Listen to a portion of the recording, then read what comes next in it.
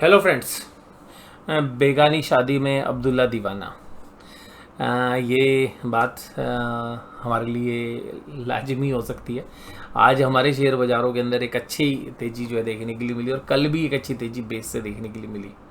और निफ्टी में एक हेड एंड शोल्डर्स पैटर्न बना था, और उसके बाद एक अच्छी भयंकर तेज़ी हम नीचे से अगर हम देखें तो पिछले 2 दिनों के अंदर हम तकरीबन 700 पॉइंट चल गए 2 दिन के अंदर, निफ्टी 700 पॉइंट, और बाजार ओवरसोल्ड थे। रिएक्शन पॉजिटिव था। और बेगानी शादी में अब्दुल्ला दीवाना क्यों मैं बोल रहा हूँ, वो इसलिए बोल रहा हूँ कि भाई साहब, हम यूएस के इलेक्शन के रिजल्ट आए और ट्रंप जी जीत रहे हैं। अब वो सारी चीज़ें ना इंडिया के अंदर जो बुल्स हैं वो सब कुछ जोड़ देंगे। आईटी के लिए बढ़िया, तो आईटी आज चला भी है। फार्मा के लिए बढ़िया, इसके लिए बढ़िया, टेक्सटाइल के लिए बढ़िया।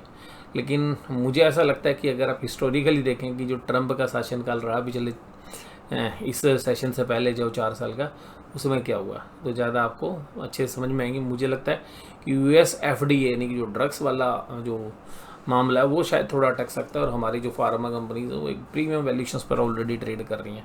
तो वहाँ पर यूएस एफडीए के ऑब्जर्वेशंस आते हैं और टैरिफ बढ़ने की भी संभावना हो सकती है। तो यहाँ पर मैं क्लोजली देखना चाहूँगा कि भाई किस तरीके से है। तो कोई हमारी इसकी वजह से हम कोई पोजीशंस नहीं बना रहे। अभी हमारा जो फोकस है वो डोमेस्टिक के ऊपर ही ज़्यादा है। अब देखिएगा निफ्टी ने जिस तरीके की रीबाउंड किया है, अब रीबाउंड किया और 24,400 दे, ये 2 ग्रीन कैंडल। अब ये एरिया जहाँ पर है, अब इसको देख के ऐसा लगता है कि शायद अभी निफ्टी थोड़ी तेज़ी और कर सकता है। और हमारे को ऐसा लग रहा है कि देखिएगा ये जो लेवल बन रहा है जो कि 24,800 तक बनता है, तो टेक्निकल बाउंस बैक की अगर बात करें तो 24,800 तक का टेक्निकल बाउंस बन सकता है। ये जो लेवल्स है जहाँ पर बाजार बंद हुए हैं 24,500, ये भी एक रेजिस्टेंस एरिया है। तो लेकिन हो सकता है कि कल ट्रंप के जीतने की खुशी यहाँ 2 दिन तो मना ली हमने, क्योंकि कल भी एक आभास हो गया था कि भाई ट्रंप जीतेंगे तो बाजार रिएक्ट किए। हो सकता है कि 24,800 में 1 या 2 दिन में मार दें। लेकिन उसके बाद हमें फिर लग रहा है कि जिस तरीके से एफ की सेलिंग कंटिन्यू, आज के डेटा अभी तक आए नहीं है तो कह पाना थोड़ा सा मुश्किल है कि आज के डेटा किस तरीके के थे। बट ये जो जहाँ पर बाजार बंद हुए हैं 24,500 एक रेजिस्टेंस एरिया, हालांकि 24,400 के ऊपर जो क्लोजिंग है वो काफ़ी अच्छी मानी जाएगी। और अभी हमें लगता है कि 400 पॉइंट के ऊपर के रास्ते और खुल गए। और बाज़ार के अंदर जो बीएस हैं वो थोड़े से ट्रैप होते हुए नजर आए। लेकिन हो सकता है कि खाली वीकली एक्सपायरी तक हो। और अभी भी बुल्स का कॉन्फिडेंस नहीं देखने के लिए मिला। जब हम ऑप्शन चेन के डेटा को देखेंगे तो आज जो भाई आईटी के दम पर इन्फोसिस, टीसीएस, अदानी एंटरप्राइज, रिलायंस, भारती इलेक्ट्रॉनिक्स सब चले, तो इन्फोसिस और टीसीएस मेजर कंट्रीब्यूटर थे। वहीं Titan, SBI life, HDFC life, HUL और एचडीएफसी बैंक जैसे शेयर्स कमजोर थे। Nifty 50, Nifty bank, Nifty mid cap, Nifty next, सब में एक अच्छी तेजी थी। और निफ्टी बैंक अगर हम देखें तो थोड़ा सा पिछले 4-5 दिन में अगर हम देखें तो पीछे जब फ्री फॉल हुआ था तब गिरा कम, कल बहुत ज़्यादा चल गया था, तो आज जो है वो एक एडजस्टमेंट हुई है। और एडवांस डिक्लाइन भी आपको बता रही है कि किस तरीके की तेज़ी है बाजार में। Bharat electronics, Adani enterprise, TCS, Infosys, tech Mahindra, Wipro, HCL tech, IT तो सारा ही चला हुआ था। और रीज़न मैंने आपको बताया, सब लोग कह रहे हैं भाई ट्रंप आएगा अब तो आईटी में दम ही दम है। ठीक है, बट मैं ऐसा मानता हूँ कि पहले हमें देख लेना चाहिए कोई भी जल्दबाजी करने से पहले। और ऐसा कुछ नहीं है कि ट्रंप के शासनकाल में हम बहुत बड़ा प्रोत्साहन इंडियन आईटी कंपनीज को मिला हो। SBI life, Titan, HDFC life और इंडसइंड बैंक और हिंदुस्तान लीवर ये कमज़ोर थे। और हो सकता है कि आपको फार्मा शेयर्स में आने वाले 2-3 महीने और इवन साल भर कष्टदायक हो सकते हैं। ये मेरा व्यू है, कोई बाय या सेल रिकमेंडेशन नहीं है, बट पुराने एक्शंस को देख के लगता है। निफ्टी बैंक 110 पॉइंट, हालांकि कैंडल रेड बनी आज, लेकिन फिर भी काफ़ी अच्छा होल्ड किया। और एक ये रेजिस्टेंस एरिया भी है निफ्टी बैंक के लिए। लेकिन फिर भी हम ये मान के चलते हैं कि इसके जो टॉप एरिया है 52,800, वहाँ तक भी बाज़ार अटैम्प्ट कर सकते हैं। और हमें लग रहा है कि अगर बाज़ार 52,800, 53,000, 53,100 तक भी अगर कल जाते हैं तो हो सकता है कि बाज़ार थके हुए महसूस करें और वहाँ से एक सेलिंग इनिशिएट हो सकती है। बट अभी जिस तरीके से बियर्स ट्रैप हुए हैं पिछले 2 दिनों के अंदर और स्पेशली कल, तो यहाँ पे एक अच्छा खासा कंसोलिडेशन एरिया बन गया है। अब इस कंसोलिडेशन एरिया में बाज़ार जब भी आएंगे तो साइडवेज मूव की संभावना रहेगी। और बाजार में जो बेस है इस पूरे ट्रेड को देख के हमें समझ में आता है कि जो बेस पहले 49,800 पे था वो थोड़ा सा अब शिफ्ट हो गया है 51,000 के आसपास।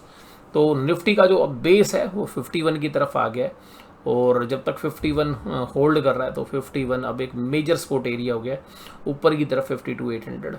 और अभी भी हमें लगता है कि निफ्टी बैंक में जब तक 52,800 के आसपास या 53,100 के बीच में बाजार कहीं पर भी जाएगा, एक अच्छी खासी सेलिंग इनिशिएट हो सकती है। तो मुझे लगता है कि इमीडिएट रेजिस्टेंस 52,800 है, अगर वो ब्रीच होता है तो 53,100 200 तक के रास्ते खुल सकते हैं, लेकिन वहाँ से हम एक शार्प सेल ऑफ भी देख सकते हैं।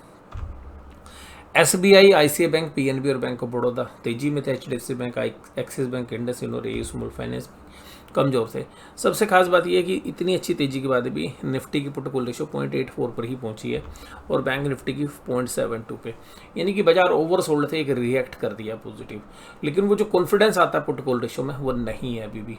तो इसका मतलब है कि अभी भी जो बड़े प्लेयर्स हैं वो सेल ऑन राइज ही प्ले कर सकते हैं। प्रेसिडेंशियल इलेक्शन की अगर हम बात करें यूएस के, तो डोनाल्ड ट्रंप 277 सीटों पर आगे चल रहे हैं, कि वहाँ पे तो स्टेट्स के हिसाब से होते हैं, तो जो भी एक स्टेट्स जीतते हैं तो उस स्टेट्स की सारी वोट जो है एक कैंडिडेट को मिल जाती है। तो अल्टीमेटली ट्रंप जो है 277 सीट्स के ऊपर आगे चल रहे हैं, जबकि कमला हैरिस जो है 224 पे। तो अल्टीमेटली जो विनिंग सीट्स थी 270 वो सब पार कर लिए हैं और उसके आगे निकल गए हैं। तो ये अगर हम देखें तो डाउ जोन्स का भी एक पॉजिटिव रिएक्शन आएगा, तो 1322 point Dow Jones futures plus में काम कर रहे हैं। वहीं पर टेस्ला का शेयर तकरीबन 12.5% तेजी के साथ काम कर रहा है। अब इन सब के बीच में इंडिया कैसे रिएक्ट करेगा, तो देखिएगा अगर हम इंडिया की बात करें तो यूएस का बाजार तो पॉजिटिव है, हम 2 दिन से पॉजिटिवली चल रहे हैं, हमने काफ़ी कुछ हिस्सा तो डिस्काउंट कर लिया है। तो हो सकता है कि हम 24,800 की तरफ प्रस्थान करें, जो यहाँ से 300 पॉइंट दूर है। बट आपको ये बात ध्यान रखनी है कि 24,800 एक ऐसा लेवल है जहाँ पर कि एक रेजिस्टेंस भी आएगा, और देखिएगा हेड एंड शोल्डर पैटर्न बनने के बाद अक्सर एक पुल बैक आता है, तो उस पुल बैक का भी जो रेजिस्टेंस पॉइंट बनता है वो 24,800 है। तो 24,800, 24,850 एक ऐसे लेवल्स हैं जहाँ पर कि बिकवाली करने वाले ट्रेडर्स दोबारा से एक्टिव हो सकते हैं, और इंस्टीट्यूशन सेलिंग दोबारा 24,800, 24,850 पे हो सकती है। अगर 24,800 के ऊपर बाजार 2 से 3 दिन टिकता है तो बाजार फिर नई ऊंचाइयों की तरफ और जो पुराने हाइज हैं वहाँ पर प्रस्थान कर सकता है। बट ये 24,800 के बाद 25,200 तक एक ऐसा एरिया है जो कि हम ये मानते हैं कि काफ़ी बड़ा रेजिस्टेंस है। 25,200 पार करने के बाद बाजार फिर दोबारा से अनचार्टेड टेरिटरी के लिए प्रस्थान कर सकता है, और वो है 27,000 के दायरे। बट अभी वो बात कहना जो है थोड़ा सा लाजिमी नहीं होगा, अभी हमें पहले 24,800 को देखना है। मुझे लगता है कि बाजार के अंदर अभी भी जो बियर्स हैं वो शायद 1-2 दिन में जो एग्रेसिवली कमज़ोर दिल वाले बियर्स थे वो शायद ट्रैप हो गए, तो अभी बियर्स दोबारा से एग्रेसिव हो सकते हैं 24,800 के आसपास जाते हुए। और यहाँ पर आज का जो व्यू है हमारा वो निकलता है अभी भी। अब हम ये मान रहे हैं कि निफ्टी बैंक 52,800 और 53,100 के बीच में एक बार सेल करने की हम कोशिश करेंगे, अटैम्प्ट अभी भी हम सेल का ही करेंगे।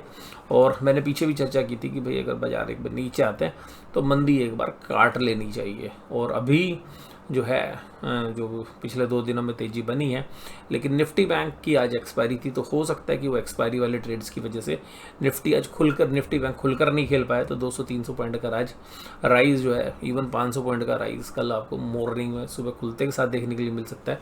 अगर यूएस के बाजार काफ़ी पॉजिटिवली रिएक्ट करते हैं तो उसका इम्प्लीकेशन भी इंडिया के बाज़ारों में देखने के लिए मिल सकता है। तो आज की इस वीडियो में बस केवल इतने। वीडियो देखने के लिए धन्यवाद। Thank you very much.